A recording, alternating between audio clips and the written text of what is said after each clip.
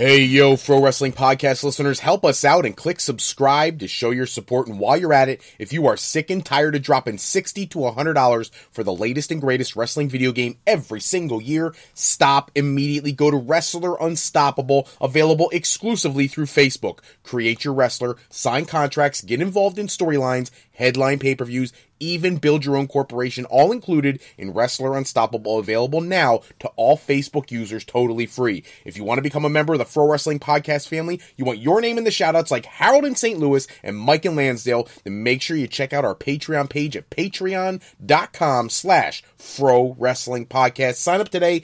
Don't forget loyalty rewards. $15 contributors get the episode host with me, one of our going live episodes, and our $7.50 a month, $7.50 per month contributors get entered into a drawing to also co-host an episode of one of our live shows. Hello, everybody, and welcome to this live show of the Pro Wrestling Podcast. We'll be taking your questions, your comments, anything you'd like to get on the show. If you go to the chat function of whatever streaming service you're hearing this while we are live, give us your questions, your comments. Make sure you tell us who you are so we can give you credit for your dialogue in the show. And if you'd like to give us a question throughout the week for a future episode, go to the Pro Wrestling Sound Off line at 267-642-1160 so we can get your questions, your comments in our talk to text service. You talk, it texts us your information, and we can address your questions on a future episode. Don't forget, if you are new to the Pro Wrestling Podcast, go to our homepage, Fro Wrestling.com, FroWrestling.com,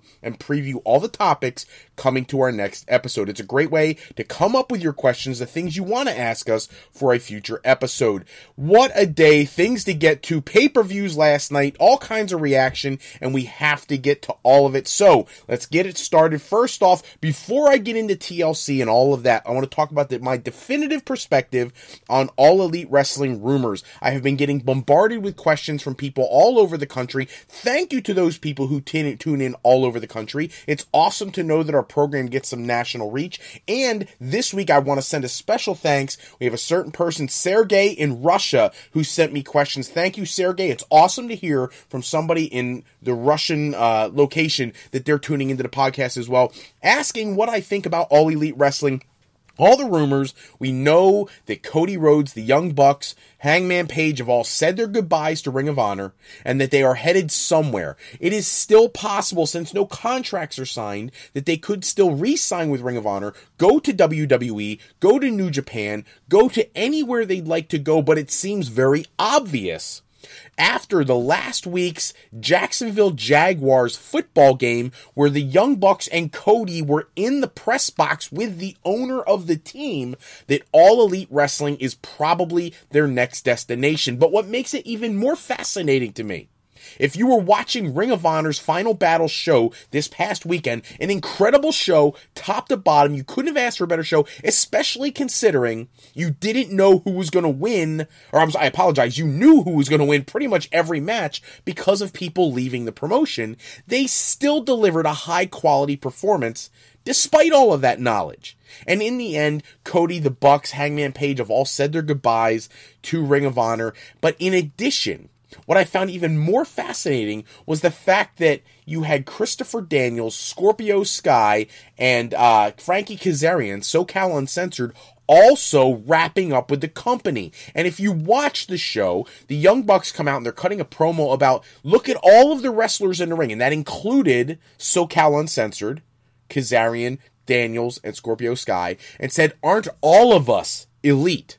Implying that they were all headed to All Elite Wrestling. Now, I can confirm, based on various media outlets, let me get the legal mumbo-jumbo out of the way. E-Wrestling News, Wrestling Inc., F4W Online, PWIonline.com, all the sites are reporting the exact same stuff, but I want to give my shout out so nobody says that I'm stealing their information. I got to complain about that one time, so I got to cover myself every now and again.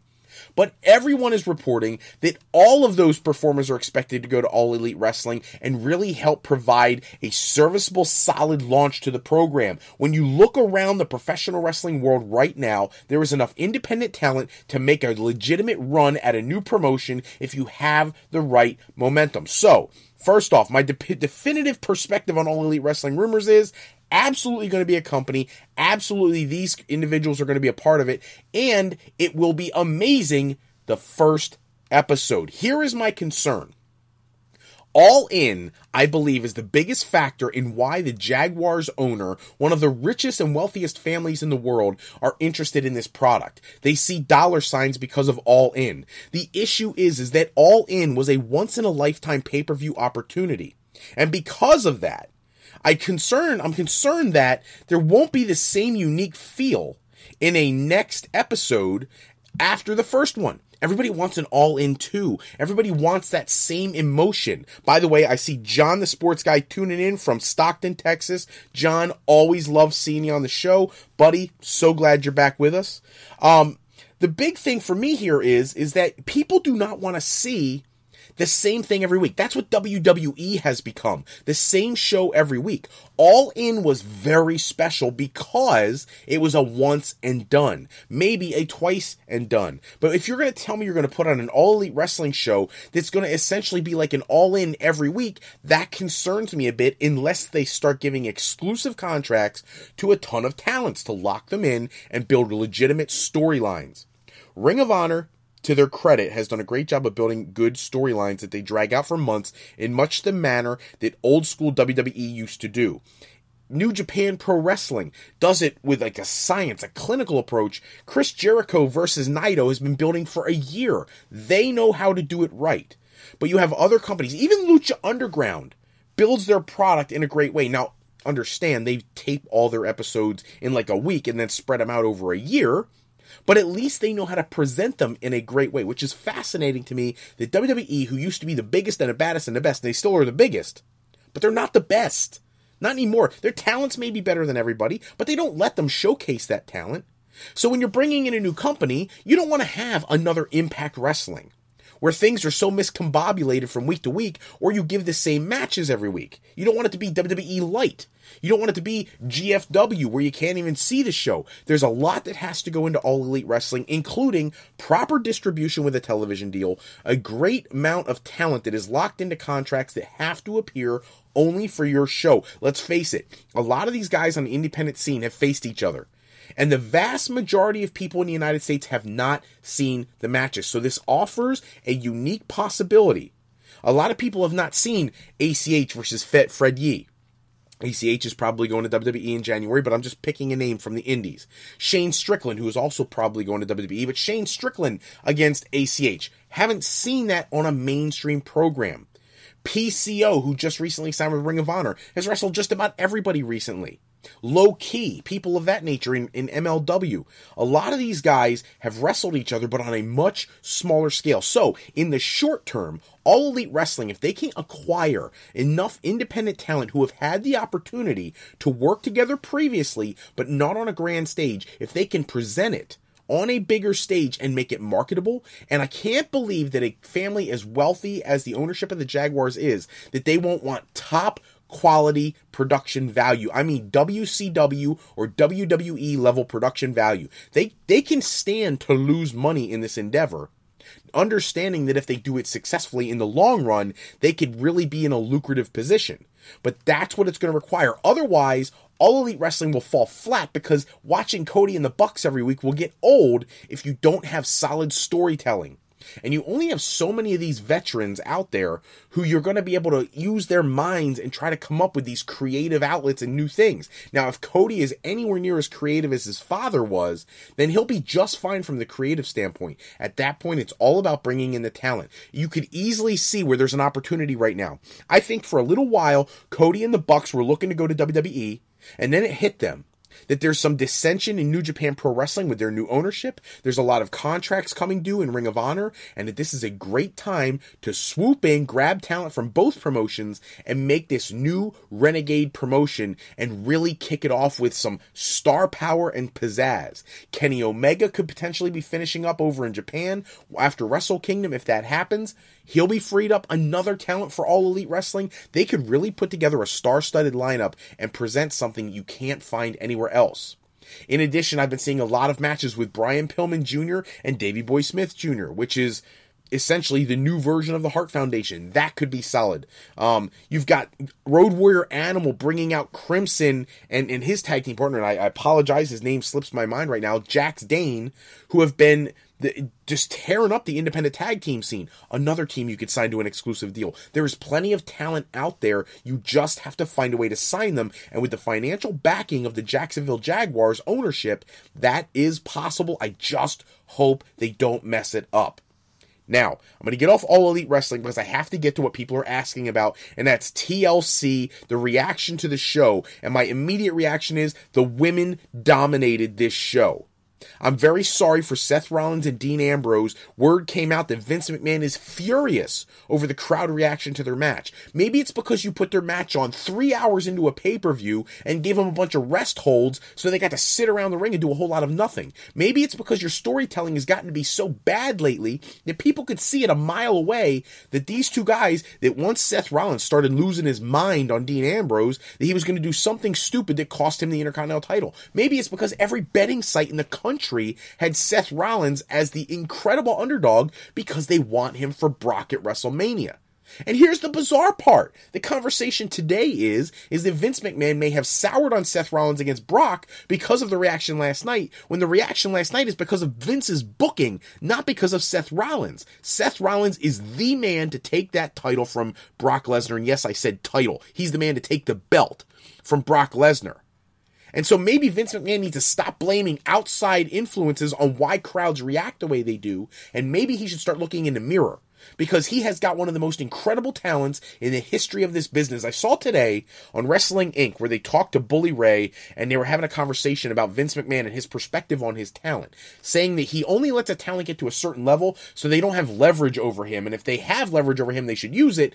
And Bully Ray has the opinion that no one will ever get to the level of a John Cena, a Rock, a Stone Cold Steve Austin again, because they don't want them to have that kind of leverage where they could just walk out and come back and always have a job. And I get it. It makes a lot of sense. The problem I have with that is that people like Becky Lynch, Seth Rollins, AJ Styles, Daniel Bryan, Samoa Joe, they get over organically. Braun Strowman, organically. You need to let these people grow their character. Let them develop their character on their own, not with some person in the back writing a horrible promo that doesn't sound legit. They're so worried about over-scripting this stuff. You'd even have The Rock coming out with notes on his hand the one time because they script too much. And here's the issue. Last night at TLC, everybody going into this show knew that Dean Ambrose was winning the Intercontinental Championship. That's why everybody was horribly not into that match. We knew that something crazy was going to happen in the women's championship match for SmackDown. Now, I'll be honest, I did not think Ronda Rousey was going to be the one coming out and costing the loss. I love the idea. It gives her a little bit of a gruff, almost a heel persona, which would play well when they decide to do the horsewomen versus horsewomen match. However, it also sets up a great opportunity for the Royal Rumble, potentially for Rousey to face Charlotte there, and for Lynch to win the Royal Rumble and face Rousey for the Raw Women's Championship at WrestleMania in the headline main event. The women last night, they held their own. They brought that show to its knees. They dominated. Even the Rousey versus Nia Jax match was absolutely solid. I'll go so far as to say even the Carmella action with Alicia Fox was as good as it could be. So WWE needs to pay attention. Fans are appreciating this much more athletic, more realistic, dare I say, Impact Wrestling style of women's wrestling. Yes, I give credit to Gail Kim for being the first of the women, she and Awesome Kong, to really bring it in a women's wrestling match. And I think WWE understands that, and they're allowing them to do a little bit more. The problem is they don't let anybody else. The Elias-Bobby Lashley match got moved to the pre-show, and the reason they do that is because nobody wants to see that match anymore. But if you actually let those two guys wrestle, and legitimately wrestle, people may actually enjoy the match. So my reaction to TLC is very simple. I thought Becky Lynch came out with no damage even though she lost the championship. I thought Charlotte came out even stronger because she has been playing second fiddle to Becky, and she almost was on the same level last night. I think Asuka came out looking amazing. It rejuvenated her character after they assassinated her character for the better part of the year. Now, looking down the card, Daniel Bryan and AJ Styles put on a wrestling clinic. It was an amazing match. Thank you, WWE, for not screwing up one of the dream matches like you did with the whole AJ Styles Shinsuke Nakamura feud. Like you did with the AJ Styles Samoa Joe feud.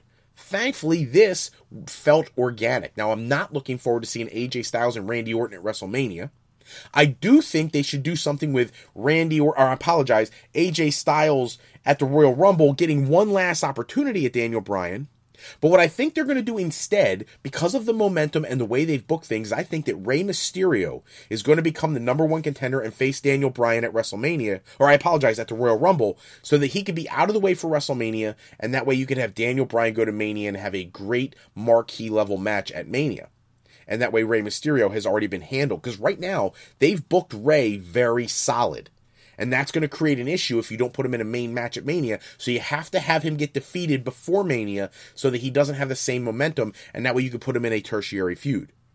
The other situation coming out of TLC is the major rumor that tonight Becky Lynch and Charlotte may both be on Raw, looking for Ronda Rousey to get retribution for her costing both of them the SmackDown Women's Championship last night. Now, I'm okay with that angle, but at some level, because they are still supposed to be two separate brands, you either have to move Charlotte back to Raw to make sense, or Vince McMahon coming back tonight, what is he going to do? Maybe that could play into it. Why is Vince coming back to Raw? Is it just to name a new GM?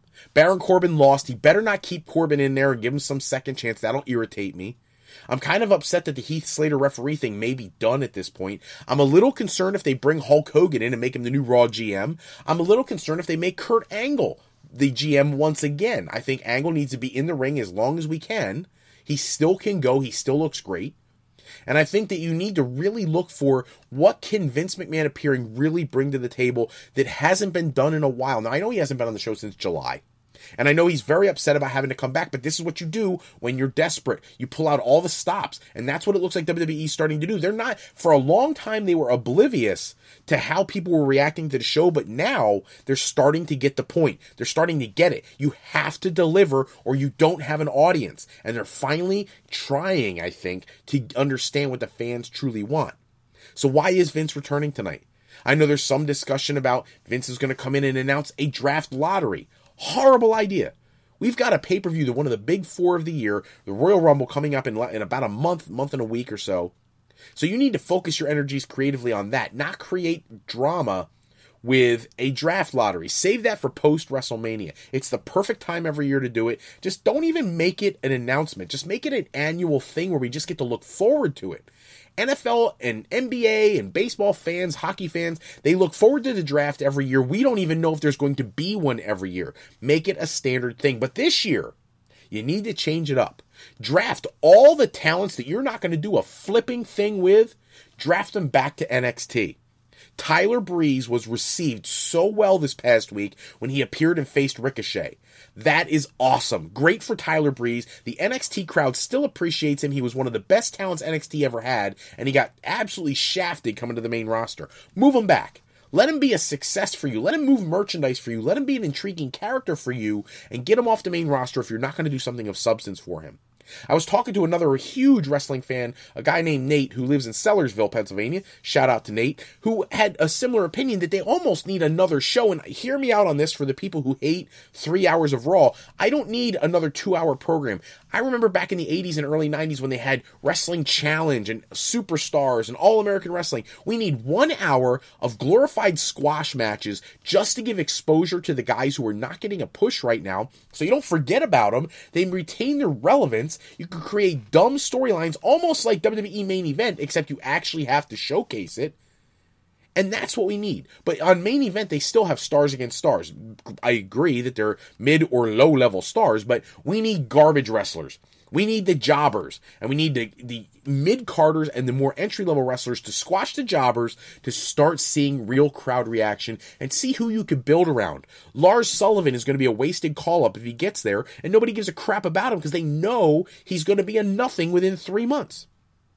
I have one more piece I want to get to before the end of this episode. That is, with the Elite out, the one name that we didn't talk about is Marty Scurll. Marty Scurll at the television tapings has now come to shine. He is not leaving Ring of Honor. Instead, he is staying behind and creating a new faction, Villain Enterprises.